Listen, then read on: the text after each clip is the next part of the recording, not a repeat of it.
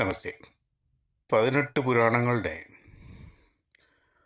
Almost നമ്മൾ 10 എണ്ണം already പ്രതിപാദിച്ചു പോയിട്ടുണ്ട്. ലാസ്റ്റ് പോയ അധ്യായത്തിൽ ബ്രഹ്മപുരാണത്തെ പറ്റിയാണ് നമ്മൾ പറഞ്ഞു നിർത്തിയത്. ഇന്ന് നമുക്ക് ലിംഗപുരാണത്തിനെ പറ്റി ഒന്ന് പറഞ്ഞു പോകാം. ലിംഗപുരാണം നിങ്ങൾക്ക് കഥ അറിയാമായിരിക്കും. ലൈറ്റ്, അതായത് ശിവൻ്റെ ആ ഒരു കോളമായിട്ടുള്ള ലൈറ്റ്, അതിൻ്റെയൊക്കെ കഥ ഈ അധ്യായങ്ങളിൽ തന്നെ ഞാൻ പറഞ്ഞു പോയായിരുന്നു. അതിനെപ്പറ്റി ഡീറ്റെയിൽ ആയിട്ടുള്ള ഡിസ്ക്രിപ്ഷനുണ്ട് ലിംഗപുരാണത്തിൽ. ബ്രഹ്മാവും വിഷ്ണുവും മേളിലും താഴോട്ട് പോയ കാര്യങ്ങളൊക്കെ അത് ഇതിനകത്തുണ്ട്, ലിംഗപുരാണത്തിലുണ്ട്. അതിനെ never ending colours, never ending column of light എന്നാണ് വിളിക്കുന്നത്. അതിനൊരു ആദ്യമില്ല അന്ത്യമില്ല. അത് ബ്രഹ്മാവിൻ്റെയും വിഷ്ണുവിൻ്റെയും റീച്ചിൽ നിന്ന്, തലത്തിൽ നിന്ന് ഒക്കെ അതീതമാണ് എന്നാണ് അതിൻ്റെ ഇൻഡിക്കേഷൻ. പിന്നെ ഇതിനെ ലിംഗപുരാണത്തിൽ ശിവതത്വത്തിൻ്റെ വീഡിയോ നമ്മൾ ഓൾറെഡി ചെയ്തിട്ടുണ്ട്. ശിവതത്വത്തിൻ്റെ ഡീറ്റെയിൽ ആയിട്ടുള്ള ഡിസ്ക്രിപ്ഷനുണ്ട്. ശിവൻ നമുക്കറിയാം, ശരിക്കും നമ്മൾ ഡിസ്ട്രോയറായിട്ടെന്നാണ് ശിവനെ കാണുന്നത്. എന്നല്ല, ശിവൻ്റെ തത്വം നമ്മൾ മനസ്സിലാക്കി കഴിഞ്ഞാൽ ശിവൻ ക്രിയേറ്ററുമാണ്, ഡിസ്ട്രോയറുമാണ്, മെയിൻറ്റെയിൻ ചെയ്യുന്ന ആളുമാണ്. ഓരോ ആൾക്ക് സ്പെസിഫിക്കേഷൻ കൊടുത്തതേ ഉള്ളൂ. ബ്രഹ്മാവിന് ക്രിയേഷൻ എന്ന് കൊടുത്തതേ ഉള്ളൂ. പക്ഷെ ശിവതത്വം എല്ലാത്തിലും അധിഷ്ഠിതമാണ്, എല്ലാ ഏരിയയിലും അധിഷ്ഠിതമാണ്. ഈവൻ ഒരു മെയിൻ്റനൻസിൽ തന്നെയും ശിവതത്വം 100% ആപ്ലിക്കബിളാണ്. ക്രിയേഷനിലും ശിവതത്വമുണ്ട്, ഡിസ്ട്രക്ഷനിലുമുണ്ട്. പിന്നെ ഈ ലിംഗപുരാണത്തിൽ വന്ന് നന്ദിയെപ്പറ്റി, നന്ദിയുടെ ഒറിജിനും അതിനെപ്പറ്റിയും, നന്ദിയുടെ സിംബോളിക് റെപ്രസെൻറ്റേഷൻ, നന്ദിയുടെ സീക്രട്സ്, നന്ദി ശരിക്കും നന്ദി എന്ന് പറയുന്നത് നന്ദിനാഥ്, നന്ദി ഒരു സെപ്പറേറ്റ് പരമ്പര തന്നെ ഉണ്ട്. നമ്മളിപ്പോൾ ഈ നാദപരമ്പര പറയുന്ന പോലെ മത്സ്യേന്ദ്രനാഥ്ജി, ഗോരഖ്നാഥ്ജി, അങ്ങനെയുള്ള പരമ്പര അതൊന്ന്. പിന്നൊന്ന് പാർവതി പരമ്പര, പിന്നൊന്ന് നന്ദി പരമ്പരയാണ്. ഈ 3 പരമ്പരയിൽ നിന്നാണ് നമ്മുടെ എൻറ്റയർ നമ്മളിപ്പോൾ കാണുന്ന എല്ലാ നമ്മളുടെ കൾച്ചേഴ്സും സനാതനധർമ്മത്തിലുള്ളത് ഉത്ഭവിച്ചത്. പിന്നെ ലിംഗപുരാണത്തിലെ വേറൊരു ഡിസ്ക്രിപ്ഷൻ എന്താണെന്ന് വെച്ചാൽ അഘോരം എന്നുള്ള ആ ഒരു കൺസെപ്റ്റ് എന്താണെന്ന് ഡീറ്റെയിൽ ആയിട്ട് പറയുന്നുണ്ട്. അഘോരം എന്ന് പറയുമ്പോൾ ആൾക്കാർക്ക് പെട്ടെന്ന് ശ്മശാനത്തിൽ പോയി ഇത് ചെയ്യുന്നത്, ശവന്തീനികളെയും അങ്ങനെയൊക്കെയാണ് ആൾക്കാരുടെ ഒരു, അത് മനുഷ്യൻ്റെ ഒരു സൈക്കോളജിയാണ്. അത് നെഗറ്റിവിറ്റി എവിടേക്ക് പോകുന്നോ,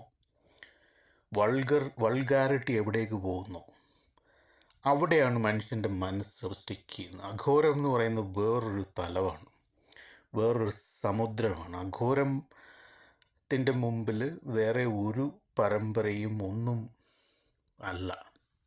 അത്രയ്ക്ക് വലിയ ഫിലോസഫിയാണ് അഘോരം എന്ന് പറയുന്നത്. പിന്നെ ലിംഗപുരാണത്തിലെ മ്യൂസിക്, അതായത് രാഗ ബേസ്ഡായിട്ടുള്ള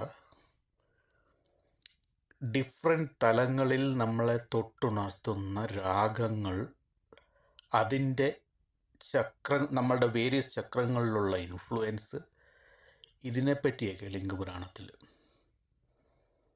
പ്രതിപാദിക്കുന്നുണ്ട്. മ്യൂസിക്കൽ നോട്ട് എവിടെ എങ്ങനെ പവർ കൊടുക്കുന്നു, ഒരു മനുഷ്യനുള്ളിൽ എങ്ങനെ ഒരു മ്യൂസിക് നോട്ട് ഇൻഫ്ലുവൻസ് ചെയ്യുന്നു, അതിനെപ്പറ്റി പ്രതിപാദിക്കുന്നു. സോളാർ സിസ്റ്റത്തിനെ പറ്റി വളരെ വ്യക്തമായിട്ടുള്ള ഡിസ്ക്രിപ്ഷൻസ് ലിംഗപുരാണത്തിലുണ്ട്. പലതരം പ്ലാനറ്റുകൾ, അതിൻ്റെ ഉത്ഭവസ്ഥാനങ്ങൾ, യൂണിവേഴ്സിലെ പല പല ഗാലക്സികൾ, ആ ഗാലക്സിയും നമ്മളുടെ ജന്മവുമായിട്ടുള്ള ലിങ്കേജസ്, ആ ഗാലക്സികളും പല പല ദൈവങ്ങളുമായിട്ടുള്ള ലിങ്കേജസ്, ആ പല പല ഗാലക്സികളിലും വേൾഡുകളിലും ഉള്ള ടൈമിൻ്റെ ഡിഫറൻസ്, ഇതിനെപ്പറ്റിയൊക്കെ പ്രതിപാദിക്കുന്നു. പിന്നെ പഴയ അധ്യായങ്ങൾ പറഞ്ഞ പോലെ തന്നെ പല പല സീക്രഡ് ആയിട്ടുള്ള സ്ഥലങ്ങൾ, പിൽഗ്രിമേജ് സ്ഥലങ്ങളും ഭൂമിയിലുള്ള, ഇന്ത്യയിൽ ഭാരതത്തിലുള്ള വർഷിപ്പ് പ്ലേസുകളും അതെല്ലാം പ്രതിപാദിച്ചു പോകുന്നു. അപ്പോൾ ശിവൻ്റെ വർഷിപ്പ് എന്ന് പറയുന്നത്, ശിവനെ വർഷിപ്പ് ചെയ്യുക എന്ന് പറയുന്നത് നമ്മളുടെ ആ ഒരു കോസ്മിക് ട്രൂത്ത് എന്ന് പറയത്തില്ലേ, അതിനെ വർഷിപ്പ് ചെയ്യുന്ന പോലെയാണ്. എൻലെസ് ഫ്ലെയിം ഓഫ് ലൈഫ്, ആ ഒരു എൻലെസ് ഫ്ലെയിം, ആ ഒരു തത്വത്തിലാണ് ശിവനെ വർഷിപ്പ് ചെയ്യുന്നത്. ഓക്കെ, അടുത്തത് വരാഹപുരാണം. വരാഹം നിങ്ങൾക്കറിയാം, ഒരു വരാഹാവതാരമാണ് ഭൂമിയെ രക്ഷപ്പെടുത്തുന്നത്. ആ കഥ ഞാൻ ചൊവ്വാദോഷത്തിൻ്റെ ഒരു വീഡിയോ ചെയ്ത് അതിനകത്ത് ഞാൻ കൃത്യമായിട്ട് പറയുന്നുണ്ട്. വിഷ്ണുവിൻ്റെ അവതാരമായ വരാഹം ഡീമനായിട്ടുള്ള ഹിരണ്യ ഭൂമിയെ ഒരു കോസ്മിക് ഓഷനിലേക്ക് വലിച്ചിഴക്കപ്പെടുകയാണ് ചെയ്യുന്നത്. അപ്പം ഭൂമിയുടെ ആ ഒരു പവർ, നിൽക്കാനുള്ള പവർ, അതിപ്പോൾ സയൻറ്റിസ്റ്റുകൾ അത് പറയാൻ തുടങ്ങി. ഇത്രയോ വർഷങ്ങൾക്ക് ശേഷം ഇന്ന ഗ്രഹത്തിൻ്റെ ഓർബിറ്റിൽ നിൽക്കാനുള്ള പവർ നഷ്ടപ്പെടുന്നു എന്നൊക്കെ പറയുന്നുണ്ട്. അപ്പോൾ ഇത് എത്രയോ വർഷങ്ങൾക്ക് മുമ്പുള്ള കാര്യമാണ് നമ്മുടെ പുരാണം. അപ്പോൾ വരാഹ പുരാണത്തിൽ അതിനെപ്പറ്റി ഡീറ്റെയിൽ ആയിട്ട് പറയുന്നുണ്ട്. അത് എങ്ങനെയാണ് വരാഹാവതാരം ആ ഒരു കോസ്മിക് ഓഷനിലേക്ക് ഡീപ്പ് ഡൈവ് ചെയ്ത് ഈ ഹിരണ്യ എന്ന് പറയുന്ന ആ ഡീമനെ, അസുരനെ ഫൈറ്റ് ചെയ്ത് ഭൂമിയെ തിരിച്ചതിൻ്റെ ഭ്രമണപഥത്തിൽ എത്തിച്ചു, രക്ഷിച്ചു എന്നുള്ളതിൻ്റെ ഒരു ഡീറ്റെയിൽ ഡിസ്ക്രിപ്ഷൻ ഉണ്ട്. പിന്നെ ഈ അശ്വിനി കുമാരന്മാരുടെ ബർത്ത്, അവരുടെ ഒറിജിൻസ്, അതിനെപ്പറ്റിയൊക്കെ പ്രതിപാദിക്കുന്നുണ്ട്. ദുർഗാദേവിയുടെ ആ ഒരു സീക്രട്ട്നെസ്സും ദുർഗാദേവിയുടെ ഉത്ഭവവും അതൊക്കെ പറയുന്നുണ്ട്. ഭൂമിയിലുള്ള പല പല നദികളും മലകളും, മൗണ്ടൻസ്, വളരെ ഹോളി ആയിട്ടുള്ള, സ്പിരിച്വലായിട്ടുള്ള മൗണ്ടൈനസ് ഏരിയ, അതിനെപ്പറ്റിയൊക്കെ പ്രതിപാദിക്കുന്നുണ്ട്. ഈ ഭൂലോകത്തിൻ്റെ മൊത്തത്തിലുള്ള ഒരു ജോഗ്രാഫി അതിനകത്ത് പറയുന്നുണ്ട്. അതായത് നമ്മളുടെ പഴയ യോഗീശ്വരന്മാരെങ്ങനെ അവരുടെ തപോജ്ഞാനത്തിൽ നമ്മളുടെ GPS-ഉം ഇതൊന്നും ഇല്ലാത്ത കാലങ്ങളിൽ കൃത്യമായിട്ട് പല പല ഭൂഖണ്ഡങ്ങൾ ഭൂമിയിലുണ്ടെന്ന് അവർ രേഖപ്പെടുത്തിയിട്ടുണ്ട്. അത് വരാഹപുരാണത്തിലുണ്ട്. ഞാൻ പറഞ്ഞല്ലോ, ജംബൂദ്വീപവും അതങ്ങനെയൊക്കെയുള്ള കുഷ, അങ്ങനെയൊക്കെയുള്ള പല സ്ഥലങ്ങളുണ്ട്. ക്രാഞ്ച, കുഷ, അങ്ങനെയൊക്കെയുള്ള സ്ഥലങ്ങൾ. ഇനി നമുക്ക് സ്കന്ദപുരാണത്തിലേക്ക് പോകാം. സ്കന്ദപുരാണം എന്ന് പറയുന്നത് അതൊരു പിൽഗ്രിമേജിൻ്റെ ഒരു ഭയങ്കര വലിയൊരു ഗൈഡൻസാണ്. അത് ശരിക്കും പറഞ്ഞാൽ ഈ 18 പുരാണങ്ങളിൽ ഏറ്റവും വലുത് തന്നെയാണ്, ഏറ്റവും ഇമ്പോർട്ടൻറ്റുമാണ്. എത്രയോ 1 lakh എത്രയോ വേഴ്സസ് ഉണ്ട്, എനിക്ക് അതിൻ്റെ കൃത്യമായിട്ട് അറിയില്ല. അതൊരു ട്രാവൽ ഗൈഡുണ്ട്. എൻറ്റയർ നമ്മുടെ ഇന്ത്യയിലുള്ള എല്ലാ തീർത്ഥ സ്ഥാനങ്ങളിലും, ഹോളി പ്ലേസുകളുടെയും പിൽഗ്രിമേജ് പ്ലേസുകളുടെ എല്ലാം ഒരു ഗൈഡാണ് സ്കന്ദപുരാണം. ഞാൻ മുരുകൻ്റെ ഒരു വീഡിയോ ഇതിനു മുമ്പ് ചെയ്തിട്ടുണ്ട്. അപ്പോൾ അതിനകത്ത് നമ്മുടെ നാട്ടിലൊരു പൊതുവേ ഒരു ആൾക്കാരെല്ലാം മുരുകനെ ഏതോ ഒരു പർട്ടിക്കുലർ ഒരു ഏരിയയിൽ മാത്രം ലിമിറ്റ് ചെയ്തല്ല. മുരുകൻ എന്ന് പറയുന്നത് ഒരു വേറെ ലെവൽ എനർജിയാണ്. അതിനകത്ത് ഞാൻ പറയുന്നുണ്ട് വേൾഡ് വൈഡ് മുരുകൻ്റെ പ്രസൻസ് ഉള്ള സ്ഥലങ്ങൾ. സ്കന്ദപുരാണത്തിനകത്തെല്ലാം ഗുപ്ത ഡൈനാസ്റ്റി അവരുടെ എല്ലാം പേര് സ്കന്ദ, കുമാരൻ, അങ്ങനെയൊക്കെ എല്ലാം കുമാരൻ ബേസ്ഡ് ആയിരുന്നു. അപ്പോൾ സ്കന്ദൻ എന്ന് പറയുന്നത് ഒരു പർട്ടിക്കുലർ ഏരിയ ലിമിറ്റഡ് അല്ല, അത്രയും വാസ്റ്റാണ്. അപ്പോൾ ഈ സ്കന്ദപുരാണത്തിൽ തന്നെ വാരണാസിയെ പറ്റി പറയുന്നുണ്ട്, തിരുപ്പതിയെ പറ്റി പറയുന്നുണ്ട്, ജഗന്നാഥപുരിയെ പറ്റി പറയുന്നുണ്ട്, ഉജ്ജയിനെ പറ്റി പറയുന്നുണ്ട്, അയോധ്യയെ പറ്റി പറയുന്നുണ്ട്, ബദ്രിനാഥിനെ പറ്റി പറയുന്നുണ്ട്. പല പല ഫെസ്റ്റിവൽ നമ്മളിപ്പോൾ കൊണ്ടാടാറുള്ള പല ഫെസ്റ്റിവലിൻ്റെ അതിൻ്റെ ഒറിജിൻ, അതിൻ്റെ റിച്വൽസ് എങ്ങനെ ആയിരിക്കണം, അതിൻ്റെ ഫാസ്റ്റിംഗ് എങ്ങനെ ആയിരിക്കണം, അതിനെപ്പറ്റിയൊക്കെ പ്രതിപാദിക്കുന്നുണ്ട്. പിന്നെ അരുണാചലം, തമിഴ്നാട്ടിലുള്ള അരുണാചലം, അതിൻ്റെ ഒറിജിൻ, അതിൻ്റെ ക്രിയേഷൻ, അതിൻ്റെ ഗ്രേറ്റ്നെസ്, അത് എത്രത്തോളം പവർഫുള്ളാണെന്നുള്ളത് സ്കന്ദപുരാണത്തിൽ പറയുന്നുണ്ട്. ഗംഗയുടെ ആ ഒരു മിസ്റ്റീരിയസ് ആയിട്ടുള്ളൊരു പവർ, നമ്മളിപ്പോൾ ഗംഗ കുളിക്കുന്ന ഒരു സ്ഥലമല്ലാതെ ഗംഗ എന്നുള്ളത് അതൊരു ഫിലോസഫിയാണ്, അതൊരു കൺസെപ്റ്റാണ് ശരിക്കും പറഞ്ഞാൽ. ഗംഗ നമ്മൾ കുളിക്കുമ്പോൾ, ഗംഗയിൽ സ്നാനം ചെയ്യുമ്പോൾ നമ്മൾ ജസ്റ്റ് നമ്മുടെ ബോഡി കുളിക്കുകയല്ല ചെയ്യുന്നത്, അതിലൊരുപാട് പരിവർത്തനങ്ങൾ നമ്മളിൽ നടക്കും. അതിൻ്റെ ഒരു എക്സ്പ്ലനേഷനുണ്ട്.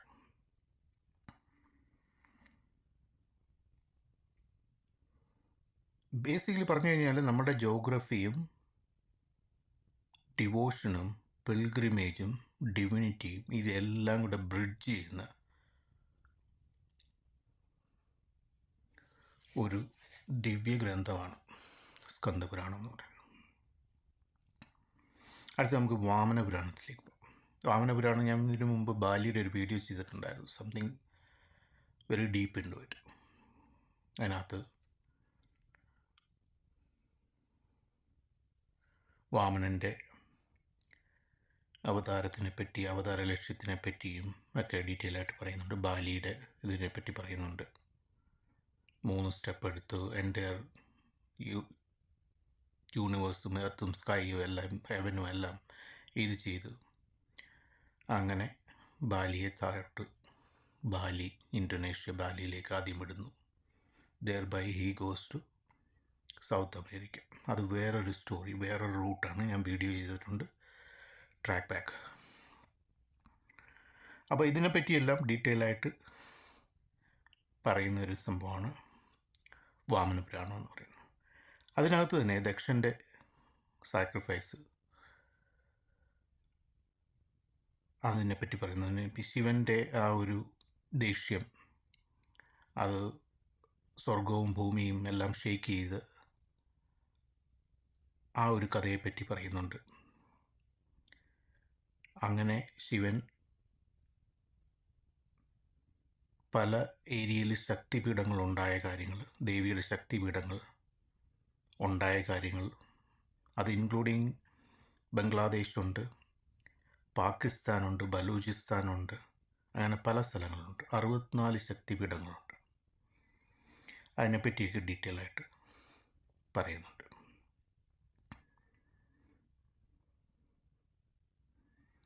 പിന്നെ ഈ ജംബൂദ്വീപിൻ്റെ, ഭാരതവർഷത്തിൻ്റെ, ഹിമാലയത്തിൻ്റെ, അതിൻ്റെയൊക്കെ ഡീറ്റെയിൽ ഡിസ്ക്രിപ്ഷൻ, ജോഗ്രാഫിക്കൽ ഏരിയാസ്, അത് വാമനപുരാണത്തിൽ പറയുന്നുണ്ട്. പിന്നെ നമ്മുടെ ഓണത്തിൻ്റെ, കേരളത്തിലെ ഓണത്തിൻ്റെ ബാലിയുമായിട്ടുള്ള ആ ഒരു കണക്ഷൻ, ഓണം എങ്ങനെ കൊണ്ടാടുന്നു, അതിനെപ്പറ്റി അതിൻ്റെ റിച്വൽസ്.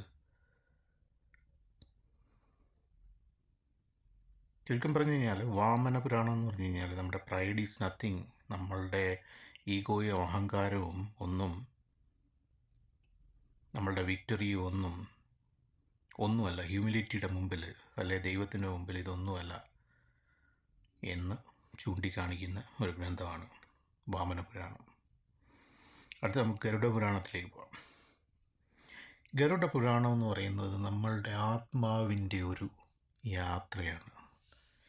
ഗരുഡപുരാണം അത് വിഷ്ണു ഗരുഡന് പറഞ്ഞു കൊടുക്കുന്ന ഒരു ജ്ഞാനമാണ് ഗരുഡപുരാണത്തിൽ. മരണശേഷം എന്ത് സംഭവിക്കുന്നു, ഈ ആത്മാവ് എങ്ങനെ ട്രാവൽ ചെയ്യുന്നു, എന്തെല്ലാം റിസൾട്ട്സും ശിക്ഷകളും പണിഷ്മെൻറ്റും നല്ല അവസ്ഥകളും എല്ലാം ഈ പർട്ടിക്കുലർ സോള് അനുഭവിക്കുന്നു ബേസ്ഡ് ഓൺ കർമ്മ. അത് ഹെവനും ഹെല്ലും എന്താണ്, സ്വർഗവും നരകവും എന്താണെന്ന് ആ സോളിനെ പഠിപ്പിച്ചു കൊടുക്കുന്നത് എങ്ങനെയാണ് അടുത്ത ബർത്ത് എടുക്കുന്നതിന് മുമ്പ് എന്ന് പറയുന്നു.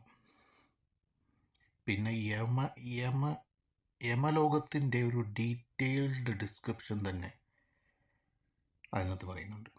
അതിൻ്റെ പണിഷ്മെൻറ്റ്, പല തലത്തിലുള്ള പണിഷ്മെൻ്റ് അവിടെ നടക്കുന്നത്, റിവാർഡുകൾ, പണിഷ്മെൻറ്റ് മാത്രമല്ല ഓസ്കാർ അവാർഡും എല്ലാം ഉണ്ട് അവിടെ, എല്ലാം കൊടുക്കും. ശരിക്കുള്ള ഡിവോഷൻ അവിടെ നമ്മളെ പഠിപ്പിക്കുന്നുണ്ട്. കൈൻഡ്നെസ്, ഡിവോഷൻ, ട്രൂത്ത്, ഇതെല്ലാം നമ്മളെ പഠിപ്പിക്കുന്നു. ആ സോളിനെ എങ്ങനെ പ്രൊട്ടക്റ്റ് ചെയ്യുന്നു പറയുന്നുണ്ട്. ആഫ്റ്റർ ഡെത്ത് ആ സോളിനെ എങ്ങനെ പ്യൂരിഫൈ ചെയ്യുന്നു, എങ്ങനെ പ്രൊട്ടക്റ്റ് ചെയ്യുന്നു, അതും പറയുന്നുണ്ട്.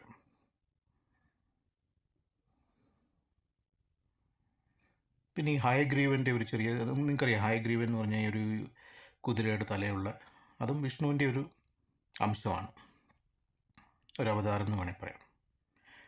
അദ്ദേഹം നോളജ് കൊടുക്കുന്ന ഒരാൾ, പ്രാക്ടിക്കൽ വിസ്ഡം കൊടുക്കുന്ന ഒരാളാണ്. ആ ഹയഗ്രീവനെ പറ്റിയുള്ള ആ ഒരു അവതാരത്തിനെ പറ്റിയുള്ള ഡിസ്ക്രിപ്ഷനുണ്ട് ഗരുഡപുരാണത്തിൽ.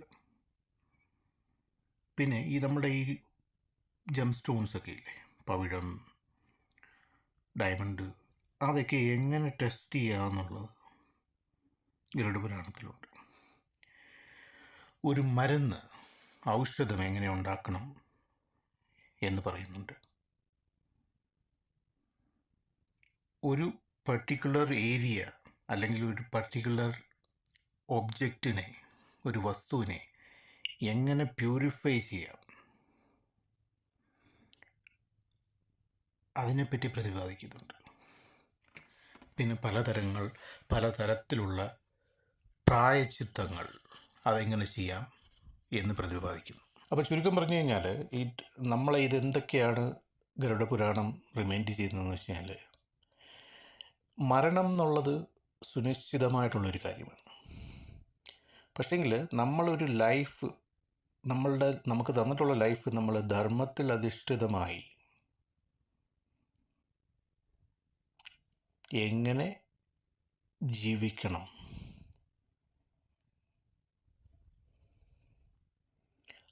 അതിലൂടെ നമുക്ക് എങ്ങനെ നിത്യശാന്തി ഈ വേൾഡിലും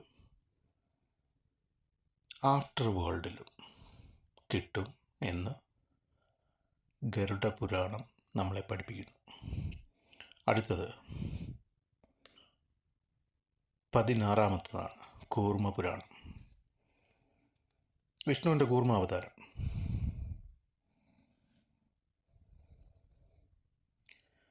അത്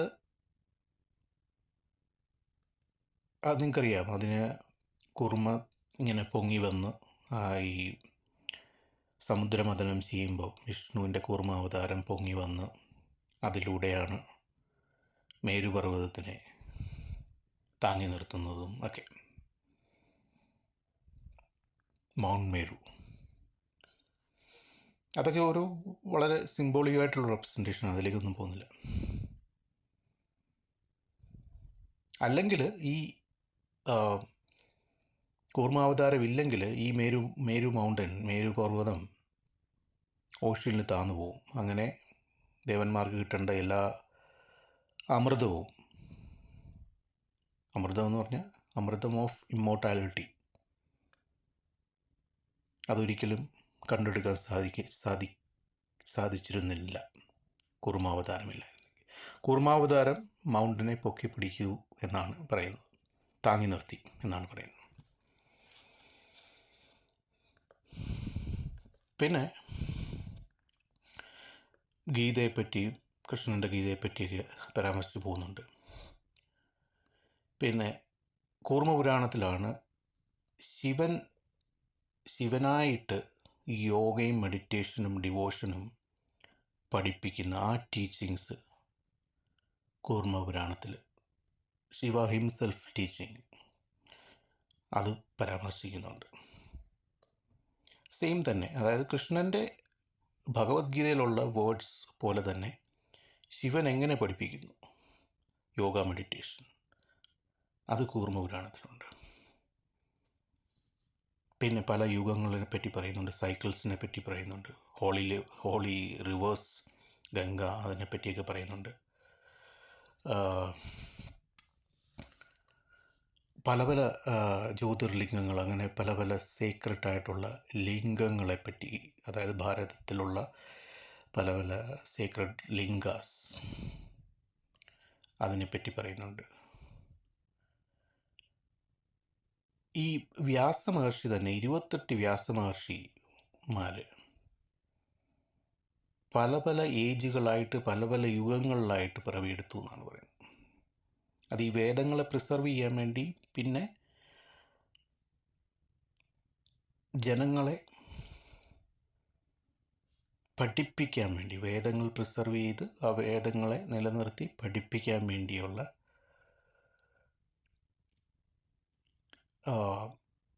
ആ ഒരു അവതാരമെടുക്കലാണെന്നാണ് പറയുന്നത്. അപ്പോൾ 28 വ്യാസമുനിമാരെ പറ്റി, അവരുടെ അപ്പിയറൻസിനെ പറ്റിയും കൂർമ്മപുരാണത്തിൽ പറയുന്നുണ്ട്. അപ്പം കൂർമ്മം എന്താണ്? സൈലൻ്റ്ലി നമ്മളെ പേഷ്യൻസ് പഠിപ്പിക്കുന്നു. ഒരാമ എങ്ങനെയാണ്, അതുപോലെ സൈലൻ്റായിട്ട് ആ വെയിറ്റ് അത് ക്യാരി ചെയ്യുന്നു എന്നിട്ട് നമുക്ക് മോക്ഷപ്രാപ്തിയിലേക്ക് എത്തിക്കുന്നു. ഇതാണ് കൂർമ്മപുരാണം. അടുത്തത് 17ാമത്തത് മത്സ്യപുരാണമാണ്. അപ്പോൾ ഫസ്റ്റ് നിങ്ങൾക്കറിയാം, നമ്മുടെ ഫസ്റ്റ് അവതാരം എന്ന് പറയുന്നത് പിന്നെ മത്സ്യാവതാരമാണ്. ഈ മത്സ്യം തന്നെയാണ് നമ്മളുടെ വേൾഡിന്, അത് നമ്മുടെ ബൈബിളിലെ മോശയുടെ ഒരു സ്റ്റോറിയായിട്ട് അത് സിമിലറാണ്. നിങ്ങൾക്ക് ശ്രദ്ധിച്ചു കഴിഞ്ഞാൽ അറിയാം, ഇതെല്ലാം ഈ ആദിമമായിട്ടുള്ള എല്ലാ സ്റ്റോറികളും എല്ലായിടത്തും പ്രതിപാദിക്കുന്നുണ്ട്. അപ്പം ഈ ഫിഷ് ആണ്, മത്സ്യാവതാരമാണ് ശരിക്കും നമ്മളുടെ ഭൂമിയിലുള്ള എല്ലാ ആൾക്കാരെയും, എല്ലാ പേയേഴ്സിനെയും, അനിമൽസിനെയും, അമീബാസിനെയും എല്ലാ ഇതിലെയും പേയേഴ്സായിട്ട് സേവ് ചെയ്യുന്നതായിട്ട് പറയുന്നുണ്ട് മത്സ്യാവതാരത്തിൽ. അത് ഒരു ഫ്ലഡ് വരുമ്പോഴാണ്, ആ ഫ്ലഡിൽ നിന്ന് സേവ് ചെയ്യുന്നതായിട്ടാണ് സിംബോളിക്കലി അത് പറയുന്നത്. സെയിം തന്നെ ബൈബിളിലും അത് വന്നിട്ടുണ്ട്. മോശ എന്നുള്ള ഒരു സെയിൻറ്റ് ഇങ്ങനെ ഒരു കപ്പലിൽ ഇത് ചെയ്യുന്നതായിട്ട്, ഇതും മത്സ്യം വന്ന് സേവ് ചെയ്യുന്നതായിട്ട്. അത് ഡിസ്ക്രിപ്ഷൻ പറയുന്നത് ഒരു കപ്പൽ തന്നെയാണ്. ഈ മത്സ്യം ഒരു കപ്പൽ രൂപത്തിൽ വന്ന് എല്ലാ സേവ് ചെയ്യേണ്ടവരെ, അതായത് ഡിസർവിങ് ആയിട്ടുള്ള എല്ലാത്തിനെയും ഒരു പെയറായിട്ട്, എല്ലാ ജീവികളെയും ഒരു പെയറായിട്ട് അത് സേവ് ചെയ്തു എന്നാണ് പറയുന്നത്. പിന്നെ ഇതിനകത്തും പല പല ലിനേജസിനെ പറ്റി, കിങ്സിനെ, രാജാക്കന്മാരെ, അവരുടെ ലിനേജസിനെ അതിനെപ്പറ്റിയൊക്കെ പറയുന്നുണ്ട്. പല സിറ്റികളെ പറ്റിയും, പല ടെമ്പിൾ, ഫോർട്ട്, അതൊക്കെ എങ്ങനെ ബിൽഡ് ചെയ്യണം, ഫോർട്ട്സൊക്കെ എങ്ങനെ ബിൽഡ് ചെയ്യണം, ഗുഡ് ഗവർണൻസ്, മോദി ഗവൺമെൻറ് പറയുന്ന പോലെ ഗുഡ് ഗവർണൻസ് എങ്ങനെ ചെയ്യണമെന്ന് കൃത്യമായിട്ട് ഇതിനകത്ത് പറയുന്നുണ്ട്. ജസ്റ്റിസ് എങ്ങനെ കൊടുക്കണം, ഒരു പൊതുവെ ഒരു കോമൺ ജനങ്ങളുടെ ഇടയിൽ എങ്ങനെ അവർക്ക് ജസ്റ്റിസ് പ്രൊവൈഡ് ചെയ്യണം എന്ന് പറയുന്നുണ്ട്. അതോടൊപ്പം തന്നെ റിച്വൽസ് അത് കൂടുതലും ഈ വിഷ്ണുവിൻ്റെയും ശിവൻ്റെയും റിലേറ്റഡ് ആയിട്ടുള്ള പലതരം വർഷിപ്പുകളും റിച്വൽസുകളും പിന്നെ ദേവി ശാക്തേയമായിട്ടുള്ള പല കാര്യങ്ങളും പഠിപ്പിക്കുന്നുണ്ട്. അതോടൊപ്പം തന്നെ ജോഗ്രാഫി, ഞാൻ പറഞ്ഞ പോലെ എല്ലാത്തിലും ജോഗ്രാഫി എന്ന് പറഞ്ഞു പോകുന്നുണ്ട്. ജോഗ്രാഫി, ഹിസ്റ്ററി, ലോകത്തിൻ്റെ പല ഏരിയയിലുള്ള ഭൂഖണ്ഡങ്ങൾ, അതൊക്കെ പറഞ്ഞു പോകുന്നുണ്ട്. അപ്പോൾ അതൊക്കെയാണ്. അപ്പോൾ അതിൻ്റെ ചുരുക്കം പറഞ്ഞു കഴിഞ്ഞാൽ, ഇപ്പം നമ്മൾ ഹ്യൂമാനിറ്റി എത്രത്തോളം നമ്മൾ സിങ്ക് ചെയ്ത് പോയാലും, താഴോട്ട് പോയാലും, നമ്മളുടെ ആ ഒരു ഡിവൈൻ, ആ ഒരു ഡിവിനിറ്റി വന്ന് നമ്മളെ ഉയർത്തിക്കൊണ്ട് വരുമെന്നാണ് പറയുന്നത്. എത്രത്തോളം താഴെ പോയി കഴിഞ്ഞ് കഴിഞ്ഞാലും നിങ്ങൾ റിലയബിളാണോ, നിങ്ങൾ നിങ്ങൾ ആ ഒരു ലെവലിലുള്ള ഒരാളാണെങ്കിൽ തീർച്ചയായും നിങ്ങളെ എഴുന്നേൽപ്പിക്കും എന്നാണ് മത്സ്യപുരാണം നമ്മളെ സമ്മറൈസ് ചെയ്യിപ്പിക്കുന്നത്. അവസാനത്തത് ബ്രഹ്മാണ്ഡപുരാണമാണ്. കോസ്മിക് എഗ്, അണ്ടത്തിലുള്ളതെല്ലാം ബ്രഹ്മാണ്ഡത്തിലുണ്ട്. ബ്രഹ്മാണ്ഡം, എനിക്ക് തോന്നുന്നു ഇപ്പോഴത്തെ സയൻറ്റിഫിക് എവിഡൻസ് എന്ന് പറഞ്ഞാൽ വളരെ ലിമിറ്റഡാണ്, വളരെ വളരെ ലിമിറ്റഡാണ്. ആ ലിമിറ്റഡായിട്ടുള്ള സയൻറ്റിഫിക് ഇത് വെച്ചിട്ട് ട്രേസ് ചെയ്തിട്ട് 20,000 years ബാക്ക് ആണ് സനാതനധർമ്മത്തിൻ്റെ ട്രേസ്. അപ്പം ബ്രഹ്മാണ്ഡം അണ്ടത്തിൻ്റെ ഷേപ്പ് ആണെന്ന് ഈ 20,000 years മുമ്പ് നമ്മുടെ ഋഷീശ്വരന്മാർക്ക് അറിയാമായിരുന്നു. കോസ്മിക് എഗ് എന്നാണ് പറയുന്നത്. എൻ്റെ യൂണിവേഴ്സ് ഒരു കോസ്മിക് എഗ് പോലെ ഇരിക്കും. അതിനകത്ത് എവല്യൂഷനുണ്ട്, ക്രിയേഷനുണ്ട്, ടൈം സൈക്കിൾസ് ഉണ്ട്, എൻലെസ് ബർത്ത് ഉണ്ട്, പ്രിസർവേഷനുണ്ട്, ഡിസൊല്യൂഷൻ. പ്രിസർവ് ചെയ്യുന്നുമുണ്ട്, എന്നാൽ പല പല സ്റ്റാർസുകളും പല പല അൺവാണ്ടഡ് ആയിട്ടുള്ള എനർജിയും ഡിസൊല്യൂഷൻ ചെയ്യുന്നുണ്ട്, ഉദ്യസിക്കുന്നുണ്ട്, അതിനെ ഇല്ലാതാക്കുന്നുമുണ്ട്. അതൊരു യുഗപുരുഷന് ചെയ്യാൻ പറ്റും അങ്ങനത്തെ കാര്യങ്ങൾ. അത് ഡീറ്റെയിൽ ആയിട്ട് ഞാൻ പോകുന്നില്ല, അതൊരു വലിയൊരു വിഷയമാണ്, ഞാൻ ജസ്റ്റ് പറഞ്ഞു പോവാണ്. അപ്പോൾ പ്രിസർവേഷനും ഡിസൊല്യൂഷനും ഉണ്ടെന്ന് ധരിക്കുക. പിന്നെ പല പല കൽപ്പാസിനെ പറ്റിയുള്ള ഡിസ്ക്രിപ്ഷനുണ്ട്. കോസ്മിക് ഡേയ്സ്, ഒരു കോസ്മിക് ഡേയ്സ് ഇപ്പോൾ ബ്രഹ്മവർഷത്തിൽ എത്രയാണ് എന്നൊക്കെയുള്ള ആ ഒരു ഡിഫറൻസ് അത് പറയുന്നുണ്ട്. പലതരം മന്വന്തരങ്ങളെ പറ്റിയുള്ള ഇതുണ്ട്. പിന്നെ ഈ മനു ആ ഗ്രന്ഥങ്ങളുണ്ടല്ലോ, അതിനെപ്പറ്റി പറയുന്നുണ്ട്. മനുവിൻ്റെ ഡിസെൻഡൻസ്, അവരുടെ ആ ഒരു തലമുറയെപ്പറ്റി പറയുന്നുണ്ട്. സപ്തർഷികളെപ്പറ്റി പറയുന്നുണ്ട്. പിന്നെ ഭാരതത്തിലുള്ള പല പല ജോഗ്രഫിയെപ്പറ്റി പറയുന്നുണ്ട്. പിൽഗ്രിമേജ് സൈറ്റിനെ പറ്റി പറയുന്നുണ്ട്. എഗെയിൻ ആൻസസ്റ്ററിനെ എങ്ങനെ, നമ്മളുടെ പിതൃക്കളെ എങ്ങനെ ഹോണർ ചെയ്യാം, അതിനെപ്പറ്റി പറയുന്നുണ്ട്. പിന്നെ ഏറ്റവും നമുക്ക് പ്രത്യേകിച്ച് മലയാളികൾക്ക് സുപരിചിതമായിട്ടുള്ളൊരു കാര്യം ഈ ബ്രഹ്മാണ്ഡ പുരാണത്തിലാണുള്ളത്. അത് നമ്മളുടെ ലളിത സഹസ്രനാമം തന്നെയാണ്. Science of music and sound ഉണ്ട്. പിന്നെ ഈ രാഗാസും അതിൻ്റെ നോട്ടിൻ്റെ ആ ഒരു ഇൻഫ്ലുവൻസ് അത് ഇതിലും പറയുന്നുണ്ട്. പലതരം ഇമോഷൻസിനെ എങ്ങനെ അത് ഇൻഫ്ലുവൻസ് ചെയ്യുന്നു എന്ന് പറയുന്നുണ്ട്. പിന്നെ യൂണിവേഴ്സിൻ്റെ പല ആ ഒരു സേക്രഡ്നെസ് എന്തൊക്കെയാണ് അതിനെപ്പറ്റി പ്രതിപാദിക്കുന്നുണ്ട്. നമ്മളുടെ ഓരോ ഹാർട്ട് ബീറ്റ് അത് എന്തിനെയാണ് റെപ്രസെൻ്റ് ചെയ്യുന്നത് എന്നതിനെപ്പറ്റി പ്രതിപാദിക്കുന്നുണ്ട്. എല്ലാ നക്ഷത്രങ്ങളെപ്പറ്റിയും പ്രതിപാദിക്കുന്നുണ്ട്.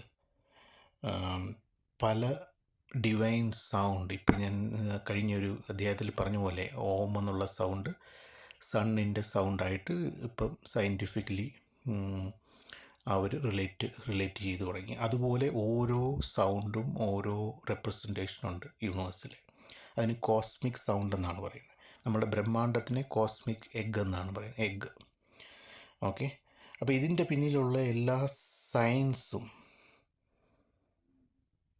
അതായത് ഇത് ഒരു വേഴ്സസും മിതോളജിയും മാത്രമല്ല, ഇതിൻ്റെ പിന്നിൽ ഒരുപാട് ഒളിഞ്ഞിരിക്കുന്ന ശാസ്ത്രം ഉണ്ടെന്ന് മനസ്സിലാക്കുക. ഇതാണ് 18 പുരാണത്തെപ്പറ്റി എനിക്ക് പറയാനുള്ളത്. പിന്നെ കാണാം. Take care.